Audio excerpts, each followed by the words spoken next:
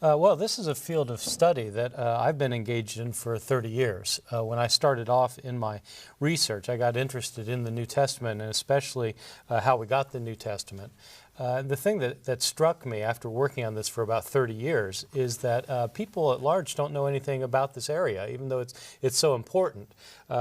Many people just assume that we got the Bible by, I don't know, the Bible descended from heaven one day a few weeks after Jesus died. But in fact, it didn't work that way. The Bible was copied over decades and then centuries, and we don't have the originals. We have copies made many centuries later, and there are differences among these copies. And so this is something that scholars work on, trying to figure out what the original said, given the fact we don't have the originals but only mistaken copies.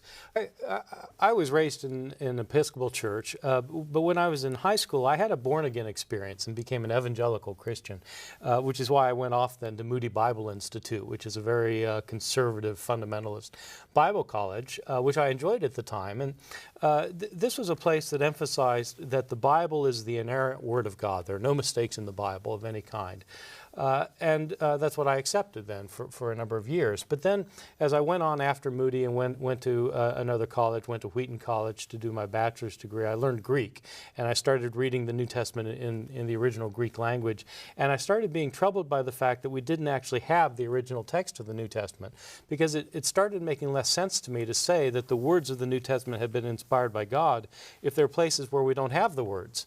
Because why would God bother inspiring the words so that we would have them if in fact he hadn't preserved the words that we really would have them? And so this started forcing me to rethink a lot of my evangelical beliefs, and it started leading me away then from fundamentalist Christianity. So when you look at the earliest manuscripts of Christianity, the scriptures of Christianity, and compare them with one another, there are mistakes all over the place. You know there are mistakes because you can compare two manuscripts and they differ from one another.